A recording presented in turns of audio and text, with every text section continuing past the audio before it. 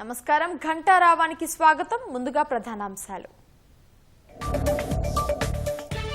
గాంధీ భవన్ వేదికగా కాంగ్రెస్ పీఏసీ సమావేశం.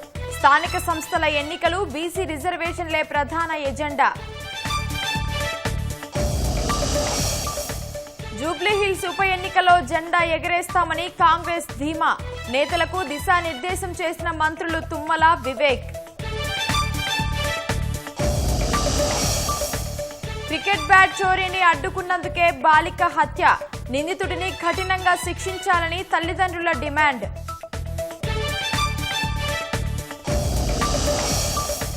ఎస్బీఐని 2,000 కోట్లు మోసగించిన కేసులో అనిల్ అంబానీపై కేసు. నివాసాలు, కార్యాలయాల్లో సీబీఐ సోదాలు. అమెరికాపై ప్రతీకార చర్యలకు కేంద్రం సిద్ధం. పోస్టల్ సేవలను తాత్కాలికంగా నిలిపివేస్తున్నట్లు ప్రకటన.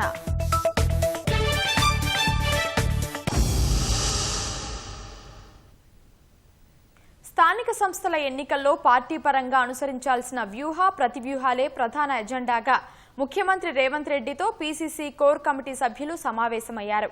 జూబ్లీహిల్స్లోని సీఎం నివాసంలో జరిగిన సమావేశానికి పీసీసీ అధ్యక్షుడు మహేష్ కుమార్ గౌడ్, రాష్ట్ర వ్యవహారాల ఇన్ఛార్జ్ మీనాక్షి నటరాజన్, ఉప ముఖ్యమంత్రి భట్టి విక్రమార్క, మంత్రులు ఉత్తమ్, శ్రీధర్ బాబు హాజరయ్యారు. స్థానిక సంస్థల ఎన్నికల్లో బీసీలకు 42% ఎలా రిజర్వేషన్ అమలు చేయాలనే అంశంపై చర్చించారు. జూబ్లీహిల్స్ ఉప ఎన్నికపై ఎలా ముందుకెళ్లాలనే అంశంపై సుదీర్ఘంగా చర్చించారు. 3 మంత్రులకు ఆ ఉప ఎన్నిక బాధ్యతలు అప్పగించినందున పార్టీ పరంగా బలోపేతమయ్యేందుకు ముమ్మరంగా కసరత్తు చేస్తున్నట్లు పీసీసీ అధ్యక్షుడు మహేష్ కుమార్ వెల్లడించారు. ఓట్ల చోరీపై ఏఐసీసీ ఆదేశాల మేరకు రాష్ట్రంలో విస్తృతంగా నిరసన కార్యక్రమాలు చేయాలన్న రాష్ట్ర నాయకత్వం పార్టీ ప్రభుత్వానికి సంబంధించిన కమిటీల ఏర్పాటు వీలైనంత త్వరగా పూర్తి చేయాలని నిర్ణయించారు. సుప్రీంకోర్టు ఆదేశాలతో పార్టీ మారిన ఎమ్మెల్యేలపై ఉన్న ఫిర్యాదులను స్పీకర్ పరిశీలించారు. ఇప్పటికే 5 ఎమ్మెల్యేలకి నోటీసులు ఇచ్చిన సభాపతి 1-2 రోజుల్లో మిగిలిన వారికి ఇచ్చే అవకాశం ఉంది. ఈ తరుణంలో పార్టీ ఫిరాయింపుల ఎమ్మెల్యేలపై ఎలా ముందుకెళ్లాలనే అంశంపై కోర్ కమిటీలో చర్చించినట్లు సమాచారం.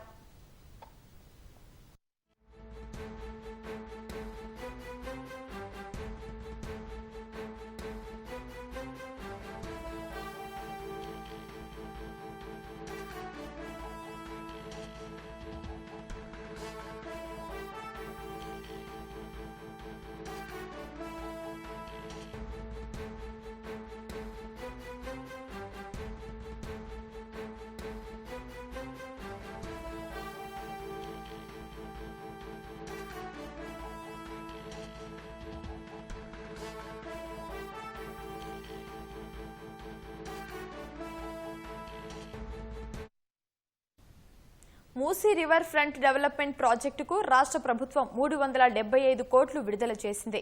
ఈ ఆర్థిక సంవత్సరం బడ్జెట్లో కేటాయించిన 1,500 కోట్ల నుంచి 375 కోట్లు విడుదల చేస్తూ పురపాలక శాఖ ఉత్తర్వులు జారీ చేసింది. బడ్జెట్ నుంచి గతంలో 375 కోట్లు విడుదల చేసిన ప్రభుత్వం మరో 770 నుంచి ఈ ఏడాది విడుదల చేయాల్సి ఉంది. మూసీ ప్రాజెక్టు కోసం ఆసియా అభివృద్ధి బ్యాంకు రుణం కోసం ప్రభుత్వం ప్రయత్నిస్తోంది. డీపీఆర్ పూర్తయితే నిధుల సమీకరణ పనుల్లో వేగం పుంజుకోనుంది.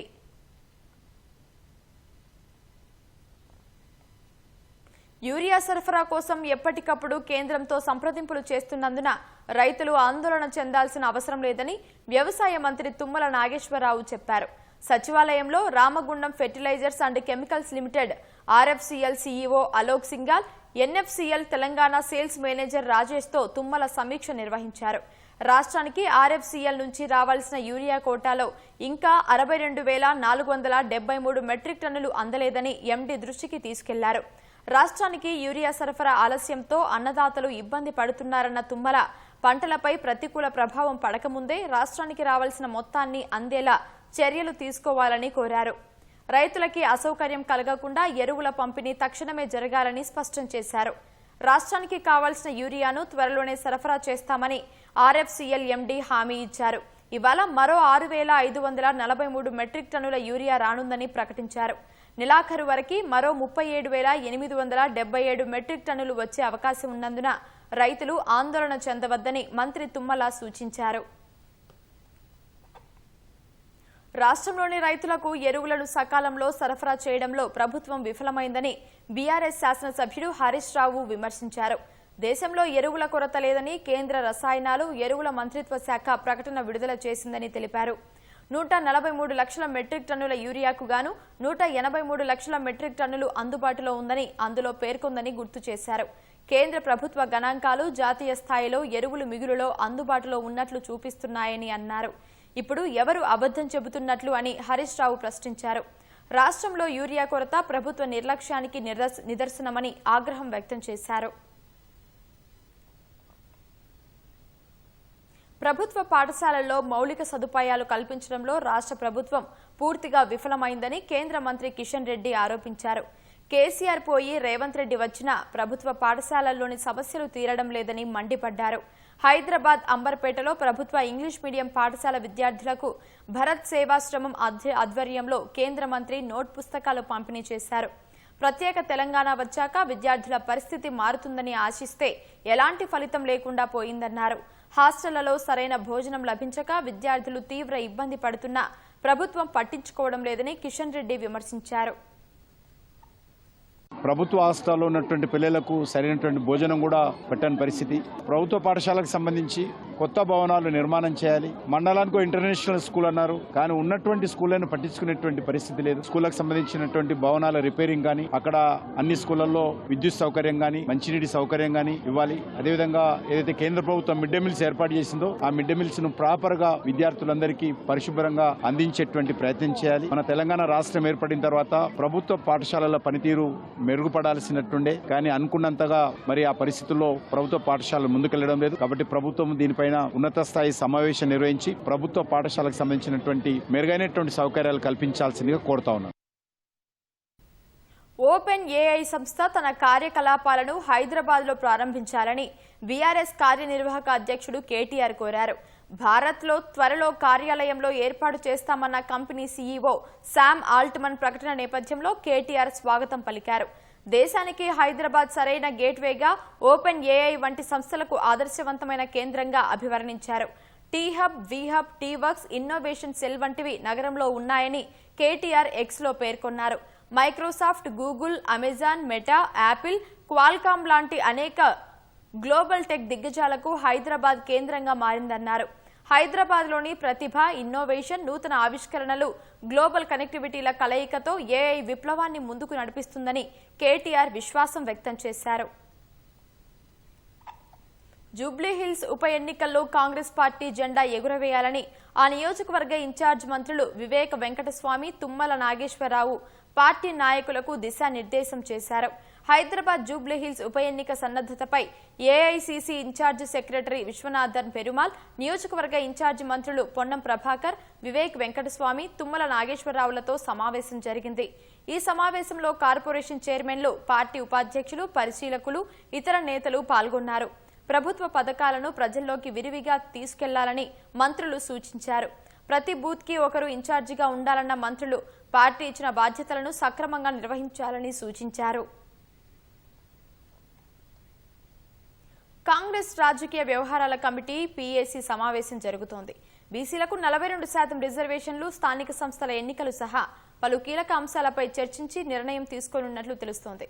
మరింత సమాచారం మా ప్రతినిధి తిరుపాలరెడ్డి ప్రత్యక్ష ప్రసారం ద్వారా అందిస్తారు. ఉమామహేశ్వరి కొద్దిసేపటి కిందటే గాంధీ భవన్లో ఈ పొలిటికల్ అఫైర్స్ కమిటీ, అదేవిధంగా పీసీసీ అడ్వైజరీ కమిటీ సమావేశం మొదలైంది.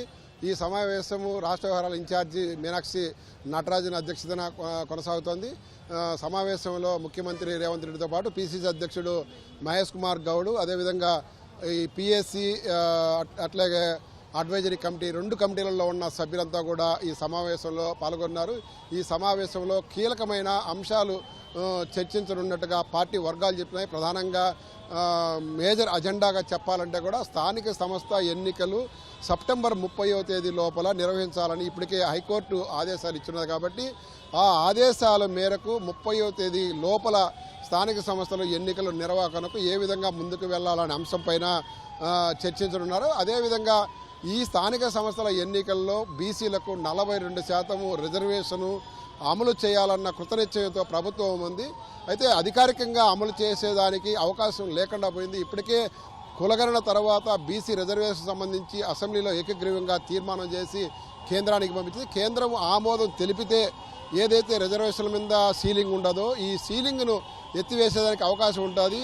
రాజ్యాంగంలో 9వ షెడ్యూల్లో సవరణ చేయాల్సి వస్తుంది. ఇవన్నీ జరిగితేనే బీసీలకు 42% రిజర్వేషన్లు అధికారికంగా అమలు చేసేదానికి ఉంటుంది. అయితే అది జరిగినట్లయితే ఒక రాజకీయాలలోనే కాకుండా విద్య ఉపాధి అవకాశాల్లో కూడా ఈ రిజర్వేషన్లు అధికారికంగా అమలు చేసేదానికి అవకాశం ఉంటుంది.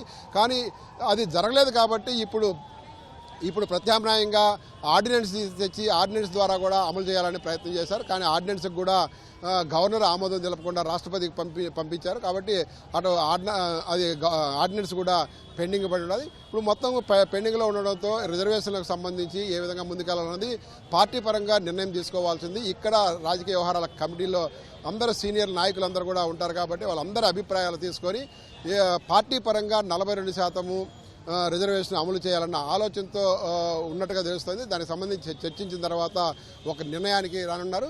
అదేవిధంగా పార్టీ ఫిరాయింపులకు సంబంధించి ఇప్పటికే స్పీకర్ నోటీసులు ఇచ్చారు కదా, దానికి కూడా చర్చకు వచ్చే అవకాశాలు ఉన్నాయి. మరొక పార్టీకి సంబంధించిన గతంలో జరిగిన ఈ పిఎస్సి సమావేశంలో కూడా ఇది చర్చకు వచ్చింది. పార్టీకి సంబంధించిన కానీ లేదంటే ప్రభుత్వంలో కానీ కమిటీలు అంటే వివిధ చైర్మన్లకు సంబంధించి కానీ లేకపోతే సభ్యులు కానీ డైరెక్టర్లు కానీ ఇట్లాంటివి ఎక్కడెక్కడ అవకాశం ఉంటే అవన్నీ కూడా భర్తీ చేయాలని గతంలో కూడా అనుకున్నారు. కానీ అనుకున్న విధంగా భర్తీ చేయలేకపోయారు. కానీ ఈరోజు మళ్ళా తెరపైకి వచ్చింది అదే అంశము. ముఖ్యమంత్రితో ఉదయం సమావేశమైన కోర్ కమిటీలో కూడా ఇది ప్రధానంగా చర్చకు వచ్చినట్టుగా తెలుస్తోంది. ఇది వీలైనంత త్వరగా భర్తీ చేయాలన్న ఒక నిర్ణయానికి కూడా వచ్చినట్టుగా సమాచారం ఉన్నది. అదేవిధంగా ఏదైతే ఓటు చోరీ చేశారన్న ఒక అంశాన్ని ఏఐసిసి ప్రధానంగా తీసుకొని దేశవ్యాప్తంగా దీని మీద పోరుబాటు పట్టాలని చెప్పేసి నిర్ణయించింది. ప్రతి మండలంలోనూ నియోజకవర్గంలోనూ జిల్లాల్లోనూ కూడా దీని మీద నిరసనలు వ్యక్తం చేయాలా, కేంద్రం మీద అదేవిధంగా కేంద్ర ఎన్నికల సంఘం మీద కూడా ఒత్తిడి తీసుకురావాలా అని చెప్పేసి భావిస్తుంది. కాబట్టి ఏఐసిసి ఇచ్చిన పిలుపు మేరకు రాష్ట్రంలో కూడా ఈ ఏదైతే ఓట్ చోర్ అనే కార్యక్రమం ఉన్నదో దాని మీద తీవ్ర నిరసన చేసేదానికి రాష్ట్ర వ్యాప్తంగా కూడా ప్రణాళికలు రూపొందించుకొని పోవాలని భావిస్తుంది. దానికి సంబంధించి కూడా ఇప్పుడు ఈ పిఎస్సి సమావేశంలో చర్చించనున్నారు.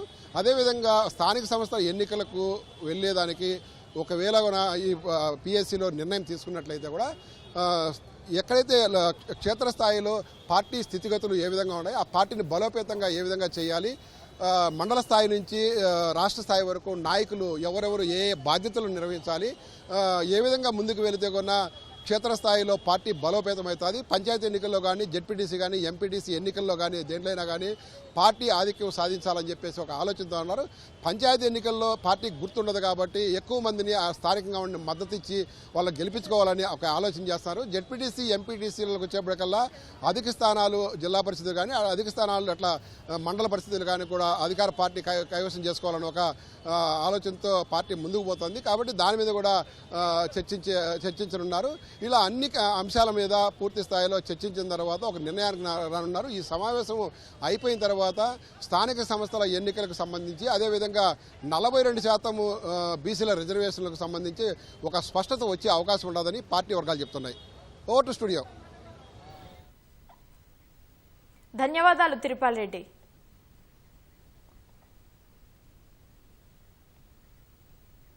కూకట్పల్లి బాలిక తల్లిదండ్రులను ఎస్సీ ఎస్టీ కమిషన్ చైర్మన్ పరామర్శించారు. మరిన్ని వివరాలు మా ప్రతినిధి రమేష్ ప్రత్యక్ష ప్రసారం ద్వారా అందిస్తారు.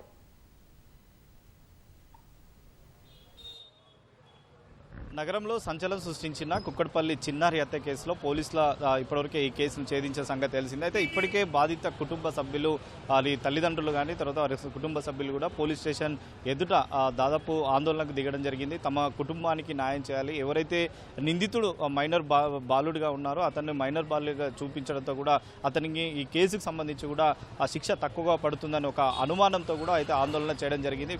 ఈ కేసులో ఇప్పటికే పోలీసులు ఈ కేసును ఛేదించడం ఒక పక్క ఒక సంతోషంగా ఉన్నప్పటికీ త్వరగా ఎవరైతే నిందితున్నారో అతన్ని కఠినంగా శిక్షించాలని చెప్పి కూడా వారి కుటుంబ సభ్యులు ఆందోళన చేయడం జరిగింది. దాదాపు 15 నిమిషాల పాటు కూడా రోడ్డుపై బెటాయించి తర్వాత ఆందోళన చేయడంతో కూడా పోలీసులు వారి కుటుంబ సభ్యులను అందరినీ కూడా ఆ పోలీస్ స్టేషన్కి తీసుకువెళ్ళి తర్వాత పూర్తిగా సర్దు చెప్పడం జరిగింది. అయినప్పటికీ ఖచ్చితంగా మాకు న్యాయం చేసేంత కూడా మేము ఖచ్చితంగా ఈ డిమాండ్ అయితే తగ్గేదే లేదని చెప్పి కూడా వారి తల్లిదండ్రులు అయితే చెప్పడం జరిగింది. కొద్దిసేపటి కిందనే ఎస్సీ ఎస్టీ కమిషన్ చైర్మన్ కూడా వారి కుటుంబ సభ్యులను కలిసి తర్వాత వారికి భరోసాను కూడా కల్పించడం జరిగింది. తర్వాత వారిని పరామర్శించి వారికి ప్రభుత్వం అన్ని విధాలుగా అండగా ఉంటుంది, అన్ని విధాలుగా ఆదుకుంటామని చెప్పి కూడా వారి కుటుంబ సభ్యులకైతే చెప్పడం జరిగింది. కానీ ఈ ఘటనకు సంబంధించి కూడా అది తల్లిదండ్రుల నుంచి కూడా పూర్తిగా వివరాలు కూడా సేకరించడం జరిగింది.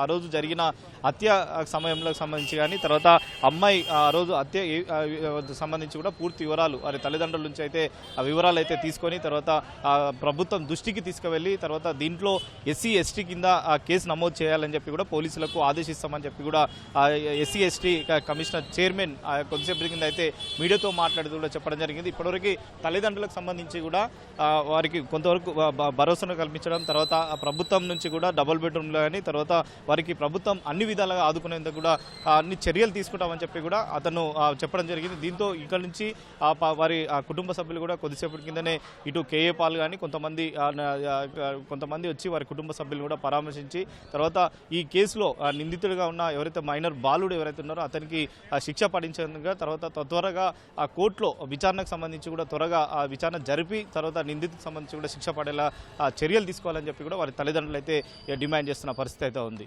Vote studio.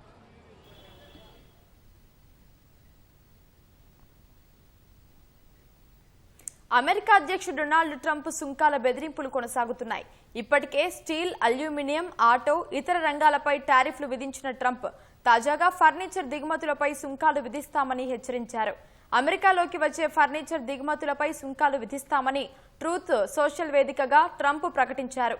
అమెరికాలోకి వచ్చే ఫర్నిచర్పై భారీ స్థాయిలో టారిఫ్ ఇన్వెస్టిగేషన్ నిర్వహిస్తున్నామని 50 రోజుల్లో విచారణ పూర్తవుతుందన్నారు.